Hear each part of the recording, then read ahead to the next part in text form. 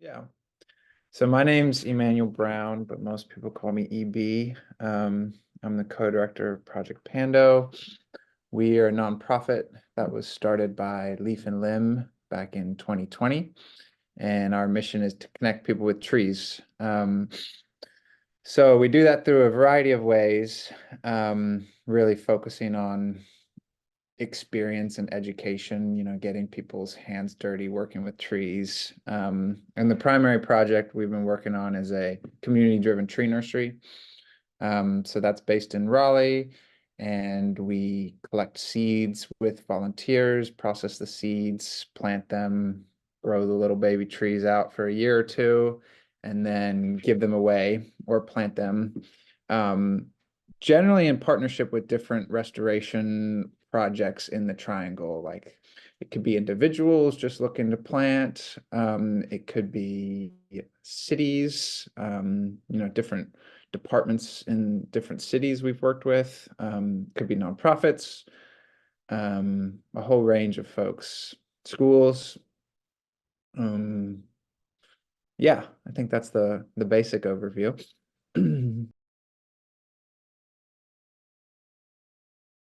Yeah. Yeah, so it Project Pando, Basil named it that, and Basil's the owner of Leaf and Limb, and it was his idea to start Project Pando. Um, Pando is a quaking aspen colony in Utah. That's the name of this. What if you just walked on it, you would look like you would think this is a forest, but it's actually one individual organism that's all connected through the root system. But above ground, it just looks like a lot of individual trees coming up. So it was named after this. It's one of the largest organisms on Earth. I think there's a fungi in Oregon that just beat it out, but maybe the second largest organism on Earth. And so that's pretty cool. And it's playing with this idea of like, are we individuals or are we all have like share a deeper connection? Yeah, so that was the inspiration for the name.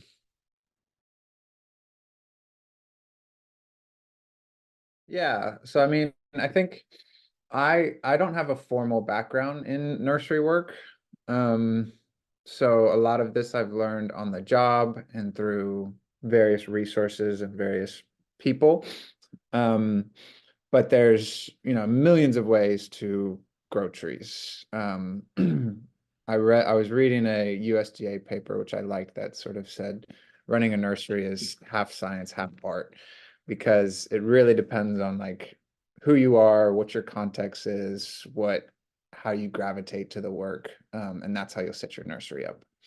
But in general, a big part of this is what your goals are too. So there's ways to structure nurseries that are heavily focused on machinery, large acreage, run by tractors, heavy machinery, et cetera, et cetera. Or there's ways to set up a nursery that are focused on, profit models that are sustainable for a business. And all of these decisions will affect, how you do each part of the process. So for us, every time we think about, what species will we grow, how will we get this plant material, as a lot of nursery folks call it, what materials will we use to grow those trees? How will we irrigate them? How will we take care of them? It's always just like, how can we set up these systems so more people can get involved? So, instead of relying on machinery, let's rely on more people. Instead of being focused on profit, let's fundraise and sustain the project through other means. Yeah, is that a good overview?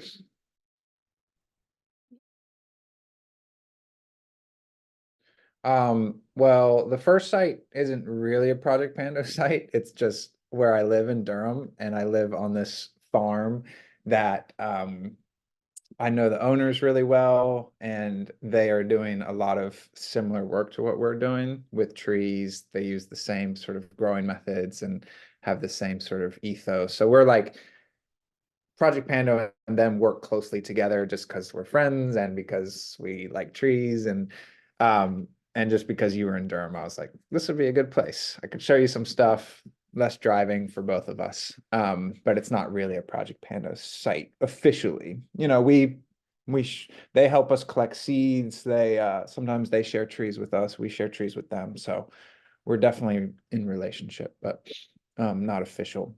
And then the other site where we do most of our nursery work is behind Leaf and Limb. So that's in Raleigh near the fairgrounds. And we're pretty lucky because we're like right on this railroad. Like there's a railroad right behind our company. So there's sort of just like a lot of unused land there that we are doing some of our nursery work. And actually, I know this is being officially recorded, but the railroad doesn't know all that, so they probably won't find it. It's okay. So that's a great space to come to see how we propagate, to see a lot of different trees. You know, this year we're growing about 80 different species, and we bring volunteers there. We have some smaller scale plantings there to both experiments and to show what these trees look like growing, trees and shrubs.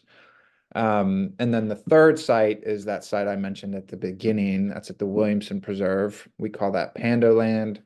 It's in Southeast Raleigh. It's a really cool site. The whole property is 400 acres. And it's right on the Neuse River, lots of woods, but it also has these old agricultural fields. And Triangle Land Conservancy, they started this, they've been working on it for a long time, but they officially began the project in like 2019. So it's a young project too, but the idea is how can we create a space where regenerative farmers can rent land for very cheap, focusing on like new and beginning farmers, historically marginalized farmers.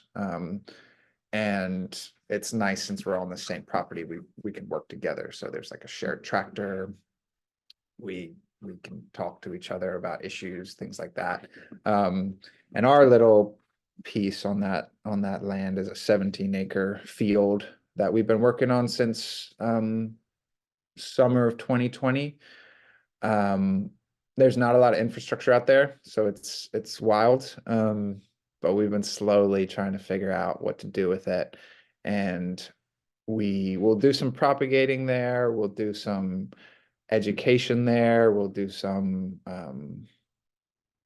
like the way I kind of view it, it'll sort of be like an arboretum. It'll sort of be like a propagation space. It'll have trails. There's a lot of wild stuff growing there. That's awesome. Like there's these wild plums. Some people call them Chickasaw plums, and they're just growing there wild, and they produce these amazing little plums that are delicious. So like we do little events where we go and propagate those or pick them. People have made jams out of them, things like that. So I'm really excited about that space. It takes a lot to put together that project. That's part of the reason why we're having to fundraise more, because it's just that stuff gets expensive quick. So yeah, those are our three primary sites, or those are the two primary sites, and then this is the other site that I only mentioned because you're in Durham.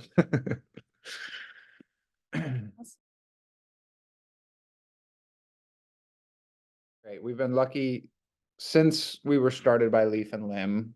From day one, we had Leaf and Limb support, and they were able to like send out newsletters to their large audience. So we had a lot of people flowing in to the project, interested in the project. You know, so we started being like, well, we probably need some land to grow these trees on. So we reached out to partners that had worked with Leaf and Limb. We made a partnership with Triangle Land Conservancy, and they are letting us use 17 acres at one of their preserves. So that's one example, is like, how do we, instead of saying, okay, we need land, let's go to the market and figure out how to buy land. Triangle Land Conservancy is one of our community partners. They're part of this community nursery. Now you can go like more smaller scale. And so we were like, okay, how are we going to get this plant material? Let's collect seeds. So we started to do research on seed collection, started to put together some really simple how-tos on seed collection, and then put out the word. Said, okay, people, we need these kind of species. This is the time of year you should start looking for them. Here are some pictures of what they look like. And then people just started collecting seeds. It was pretty amazing what the response was to that. We started during COVID, which I think was really helpful because people were like desperate to get outside to do something positive. So we had, people from all over, people who we knew well, people who we didn't know at all. We set up a little drop-off box in front of our office, and they would just come and drop off bags of acorns, bags of dogwood seeds, et cetera, et cetera. So that's another way that people help. And then as we've gotten more complex, one of the things I really like is the volunteers who want to take on projects on their own. So we have one volunteer right now who she lives in Durham and is really passionate about taking our model for growing trees, which is pretty simple, pretty cost effective, and connecting schools with that model. So she's fundraised, she's built her own air pruning boxes, she's connected with teachers, she's got them set up at a few different schools in Durham.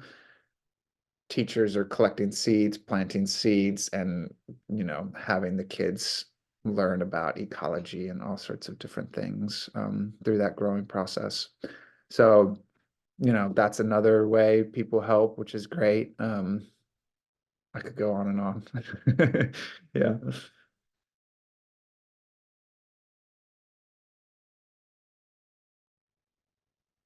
Mm. That trying to think how to answer that succinctly. I think so. Part of the reason why we started this is because we're concerned about many global and local issues. And for us, trees are just a wonderful little, not little, wonderful part of this world that, is so connected to so many of the larger systems that govern how this world works. Which I don't know if that makes a lot of sense for your question, but I think we were pretty overwhelmed. Like, how do we make a difference with all these interconnected systems, all these complex problems? And trees offer that, they cool down our cities, they sequester carbon, they prevent flooding, they clean our air, clean our water. They provide homes and food for so many different critters. They can provide food for us. That's how we build our houses. Like the list goes on and on and on. But the most nurseries that are following a profit-driven model are able to not able to take into account like the ecological aspect of trees or I guess the ecological aspect of trees. That's what I'd focus on first. So what that means is most of the for-profit nurseries are selling trees that people want to buy, put simply. So a lot of your less well-known trees, which are still really important for diversity, are not sold because that's just not what people want to buy for a whole host of reasons.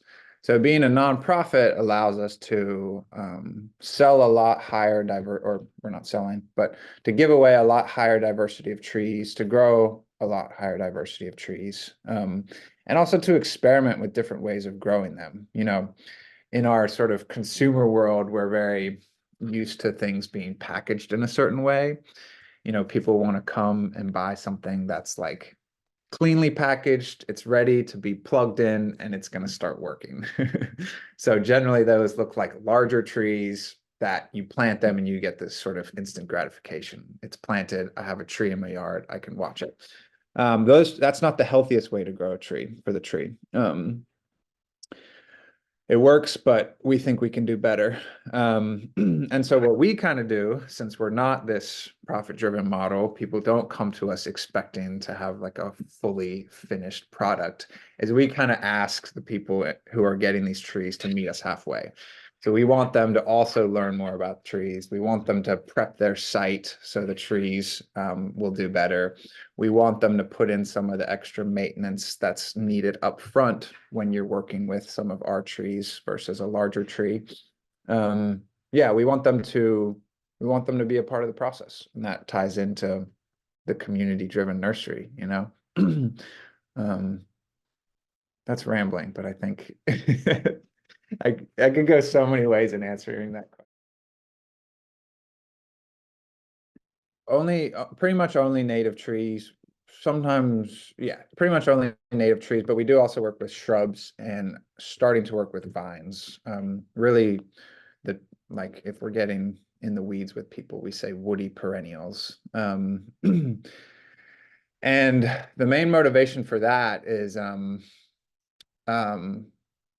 I mean, honestly, we have to give a lot of credit to Doug Tallamy. I don't know if you're familiar with his work, but he is a professor, I believe, at Rutgers. I need to double check, but he studies insects, and he did a lot of really important research into how native trees and shrubs and vines and all plants have co-evolved with other life forms in the area those plants are native to. So if we are, if we want to support healthy ecosystems, you need to plant native trees because that's what the bugs eat, that's what the birds are used to, that's what the mammals are used to, that's what the fungi is used to in the soil, et cetera, et cetera. So, healthy ecologies are so important for us. And if we're not planting native trees, if we're planting non-native trees, you're not going to build healthy ecosystems. Yeah. Oaks are incredible. They live a long time. They support a lot of different insects, and through insects, they support a lot of different other life forms. They're big, beautiful trees. So that's one of our favorites. We're also getting into how we can, as I was saying, produce food from trees. So acorns are also edible. A lot of people don't know that, but especially in the past, they supported a lot of communities, a lot of indigenous communities. Acorns were a staple of their diet, both here in North America and beyond. So that's a favorite of ours. Right now, I'm really into, let's see, what else? Hawthorns are a really cool one. They're less known, and there's a lot of different species within the hawthorn genus, and they're really hard to identify between them, but they're a beautiful little shrub, medium-sized tree. Persimmons are always a favorite of mine. And hickories are also really important. So the most common forest ecotype in our region is the oak hickory forest, which is sort of a broad scientific definition for, if the forests in our area were had been less disturbed by clear cutting, agriculture, development, we would have an overstory dominated by more oaks and hickories with other diversity mixed between, and understory and shrub layer and herbaceous layer too, but your big players would be oak hickory. Yeah.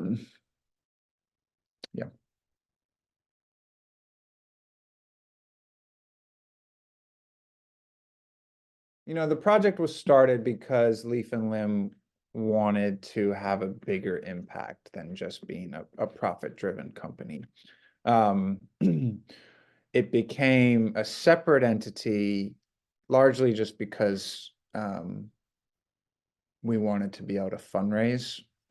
And so, big donors want to donate to a nonprofit for tax reasons. And many grants will only work with nonprofits. And so as Project Pando grew from being just like a project within Leaf and Limb to having lots of people wanting to be involved, it just made sense to be its own entity. But we're still kind of struggling with that. Like we're still so heavily intertwined. Like I am an employee of Leaf and Limb who manages Project Pando. Like technically Project Pando has no employees within the nonprofit. We're still trying to figure out how to make that work with like our accounting and our taxes and our et cetera, et cetera. But I don't know. We don't worry about that too much. We just want to make it work. And we use Leaf and Limb space to run our nursery. We use Leaf and Limb's machinery and equipment when we need that. We once a month, all Leaf and Limb employees do a volunteer day with Project Pando. So there's so many ways we're intertwined.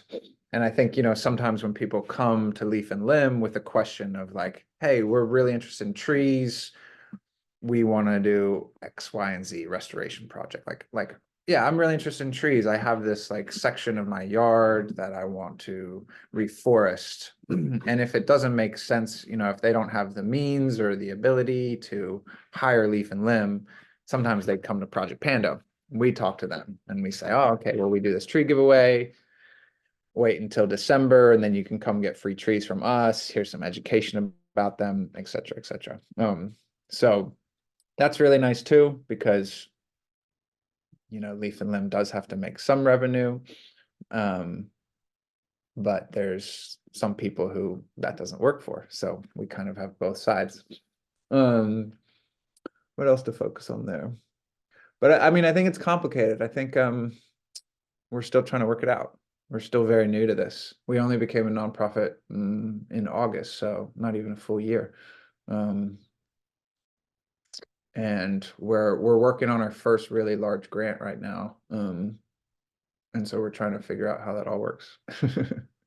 And like we don't really want to have like a whole separate HR department and benefits package underneath Project Pando. It's nice to be able to share some resources between.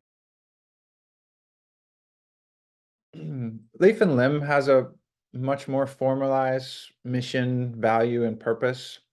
And that's really about making decisions that maximize the benefit for all living beings. So it's really about, trying to build healthy systems that are nurturing rather than extractive.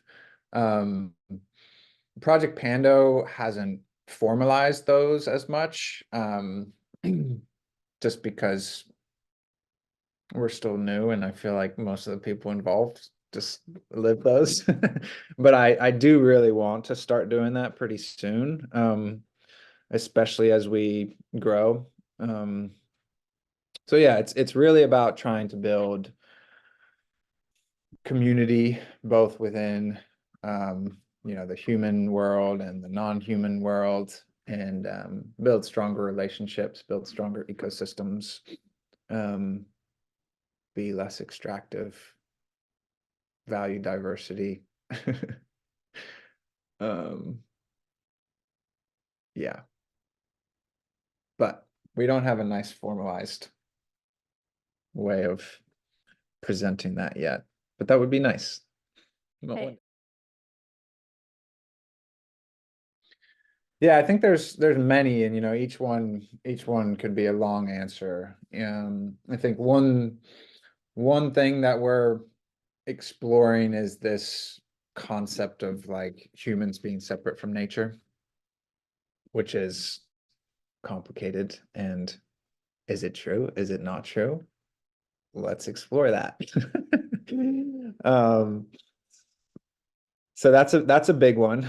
And we think just like that's why we're so about hands-on, is because actually just being in relationship with nature is a great way to explore that question.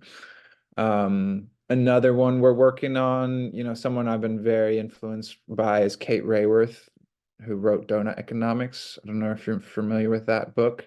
It's a great book. If you want to just get the short story, if you go on YouTube, Donut Economics, I'm not sure exactly what the YouTube is, but if you search Donut Economics, you'll find it. They have a playlist that sort of highlights each chapter.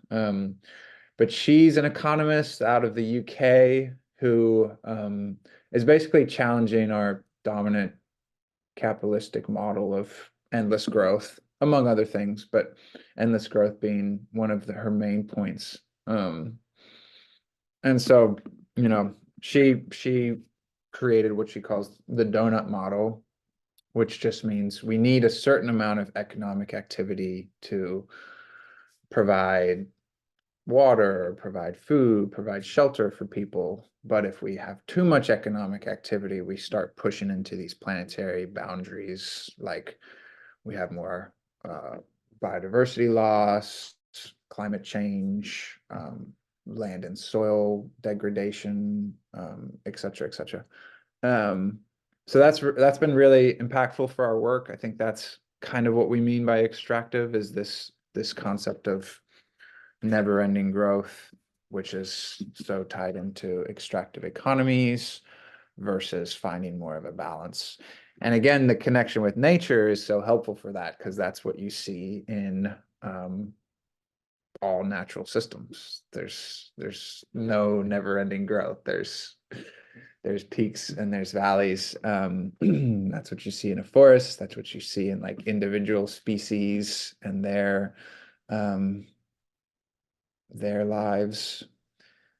That's what you see in an individual tree. So I would say those are like the two biggest. But those tie into so many other things like race and class and patriarchy and nation states. And so I think that's something I'm really interested in too, is we talk about community, and our project is very focused on native restoration at the moment, starting to move more into food and food justice. But how can we work in solidarity with other groups that are interested in these same sort of overarching themes? Yeah, we're trying to make more relationships with different groups here that are working on similar things.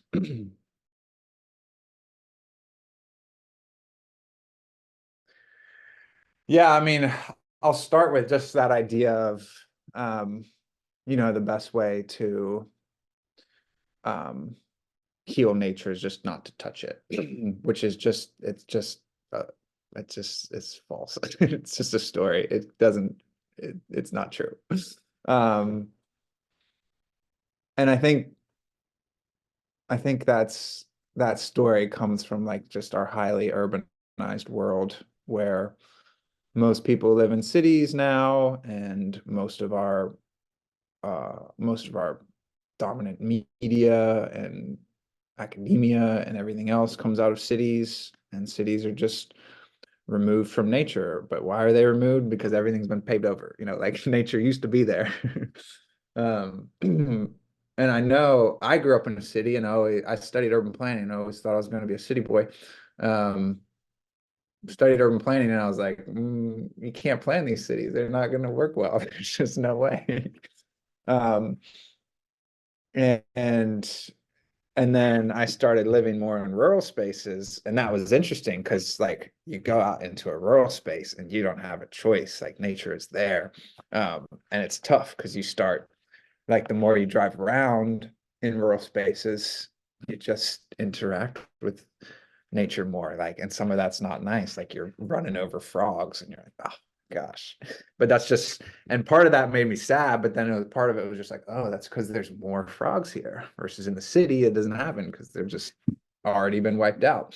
Um, so, and you know, when you're living in the city, this is something we really want to work on, like understanding of your place within larger systems. When you're living in the city, your food is being shipped in, your materials are being shipped in, and all of those have had impacts on natural areas elsewhere. So this idea that, you know, we could live in cities and like preserve different parks within the cities and different parks that are like in driving distance of cities, national parks and things, and not touch those while still feeding ourselves, while still building cars, while still building houses, you know, that just is impacting nature elsewhere. So that's not going to work. So we have to figure out a way to play nice. It just has to happen. And I think, you know, it's always hard for me to tell because I feel like I'm newer to this space, like I was saying. I grew up studying urban planning, living in a city, so I'm still very new to like being interested in farming. I'm still very new to working with ecology. So to me, it feels like I'm just meeting so many new people who are interested in this. So I think both are true. Like I'm getting more into this space and meeting more people, but also in general, people are getting more excited about this. People are thinking about it more. People are wanting to have a deeper connection with nature, whatever that looks like. Um, so yeah, I mean, there's a lot of reasons not to be optimistic about the future, but I have a lot of optimism. Like I think who knows what will happen, but I see a lot of good happening and I'm excited about it. There's some stuff that's scary for sure, but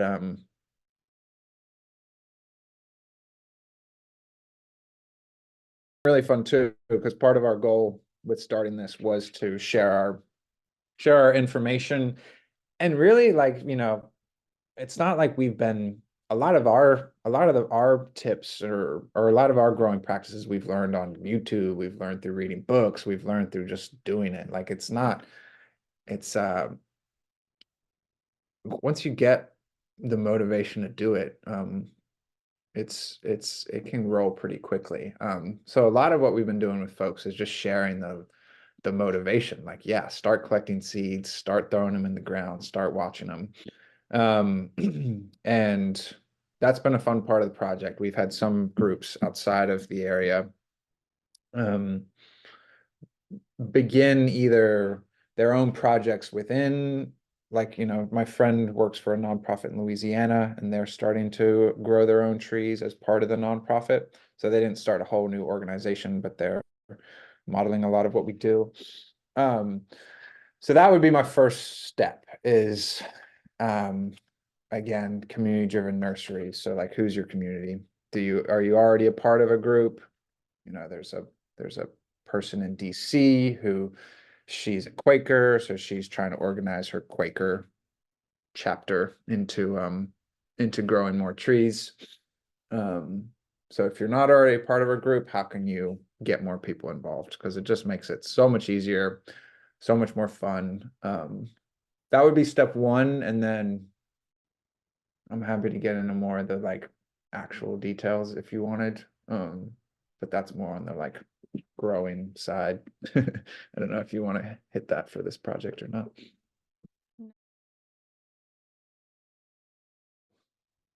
This is a very new space for us and a new space for me. So we are still trying to learn a lot, and it's complex. Sorry, I just got a new work phone and it is now ringing and I haven't used it yet. So I think my goal right now is, you know, the agricultural space has a lot of, it's very complex. There's lots of different farmers working with lots of different crops all across the world. But when I focus on the Raleigh area, there's not a ton of people thinking about how to produce food from native species. And there are a lot of native species that produce food. It's not stuff we're used to buying from the grocery store, but it's stuff that's nutritious. It's stuff that's can be very tasty if prepared right, or just on its own too. And it also has all these ecological benefits. And so I'm trying to work more like I'm not going to agricultural people and saying, okay, you got a farm, let's start growing these things, or going to agricultural grants like, hey, I've got this great idea, will you fund it? I'm going to the ecologists, to the bird people, to the insect people and saying, so you have all these goals to plant more trees, to restore this forest, to restore this stream. Why don't we also think about how this could produce food? And so I think that's, I can't remember what your original question was, but I think that's what I'm excited about because it's sort of, oh, you're talking about food security. Yeah, I think that's how it could mainly help, is because you get these people who their main focus is not food security. Generally, they're focused in a direct way. I think healing ecology is very important for food security. But if we could do both, that's really interesting to me. So I'm hoping they'll support it more. I'm hoping they'll be able to provide some funding, potentially some more land. I'm hoping they want to, come in and do some of the work necessary to start experimenting with some of this stuff. And a lot of it, so there's a group in Asheville called the Nursery, and they have built and bought different machinery that will take acorns and press them for oil or make flour out of them, take hickory nuts, press them for oil. And where they get all those acorns is just have people in the community go and collect them. And the best place is not to go to the acorn farm because those don't really exist. The best place is to like find a, shopping mall that has a big, beautiful oak tree and some really finely mowed grass below it. So all the acorns drop, take a blower, blow them in a big line, rake them up. That's a lot of food that is a pain for the people managing that lawn. And so you're just, you're not you're just taking a resource that's being lost and trying to create something valuable out of it. So we're trying to work with them. They're pretty small too. They've been doing some great work in Asheville, trying to see how to best work with them here in the Triangle. But it's all very new. I think for whatever reason, I still don't have a good understanding of this, but we've gone very far into annual agriculture, industrial agriculture. So those systems have so much money, so much institutional knowledge, so much power behind them, and it's going to take a long time for these systems to catch up. But I think there'll be a lot of interest in them, and I think they'll grow. So we'll see. Yeah, so oak's a great one. Hickories are also a great one. So that's awesome because we have our, two major trees in the area.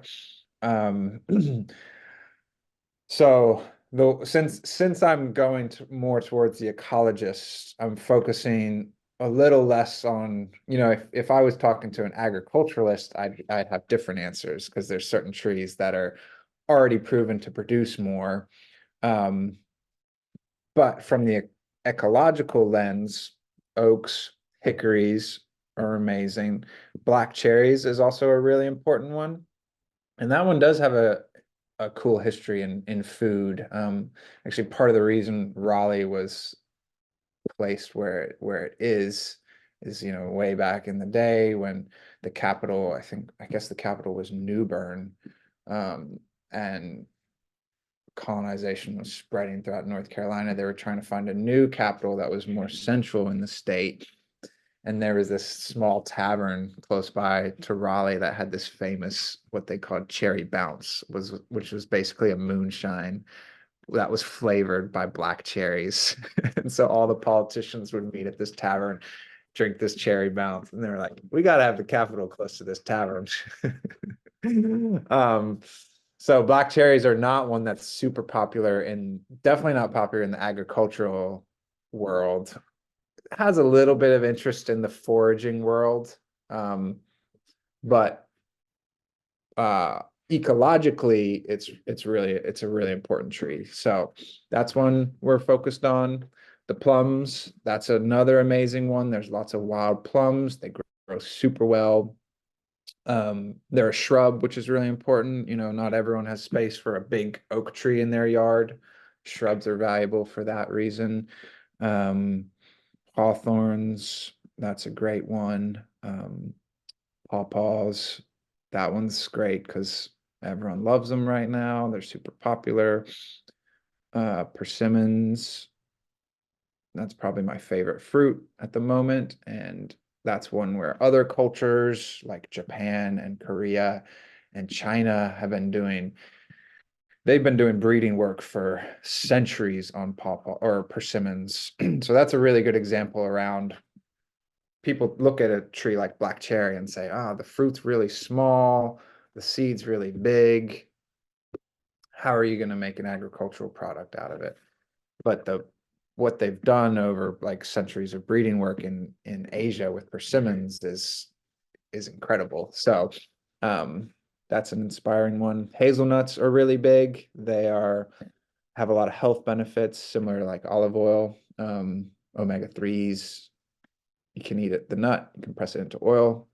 Nutella, that's a nice one to push people on. Um, and then I'm interested too in more of the in not only the woody perennials when we get into food more.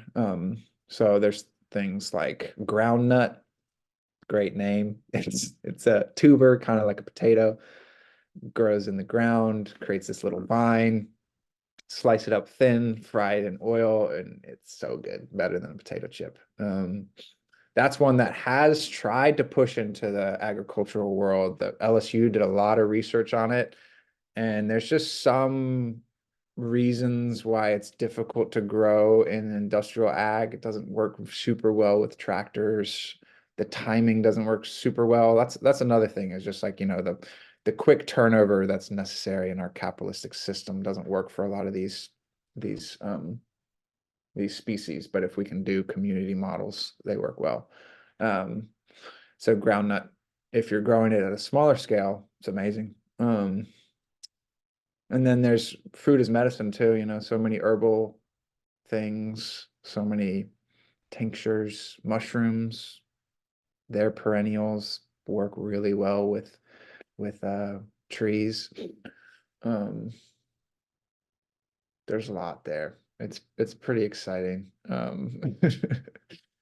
Food forests are really interesting to me too. You know, how can we create food systems that model ecology versus like these very 2D kind of boring systems? Like, how can we have food systems that evolve? I just got this book that Basil has read that he's recommending to me, the Maya Forest Garden, which highlights Mayan agriculture and how exactly what we're talking about. They modeled ecology.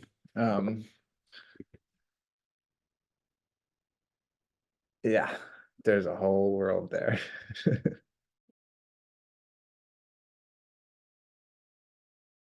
Yeah, trying to think through your particular lens. I mean, I think the biggest thing that I've been trying to tell people more is, you know, trees are really important and we have so much to learn about them. Like, since I've been working in the tree space, you know, all my friends and family and people I meet think I'm a tree expert and ask me all these questions. And most of most of the information about trees we don't really know yet. And that's just talking about trees. If you talk about forests, like we have so much to learn about forests. And so to me, that's really exciting. Like, I think there's when we think about like some of the challenges we've talked about today. For me, a closer relationship with trees and forests, I don't know, it'll take us to a lot of new places we couldn't really have imagined. So yeah, that's what I would say to folks is like, just get started. I can help you a little bit, we can help you a little bit, but you're gonna have to learn a lot on your own too, because we're still learning new stuff every day. Yeah, I think you asked some really good questions. I think we covered most of it. And food is our next big thing. That's what we're really excited about is how can we work with, especially our native trees, to produce more food. So that's what I'm going to be working on more this year. We're hoping to add that to the project. And it's just a whole, when we go back to our main mission, connecting people with trees, food is just such a great way to do that. People love to connect over food and love to connect over farming spaces or food producing spaces.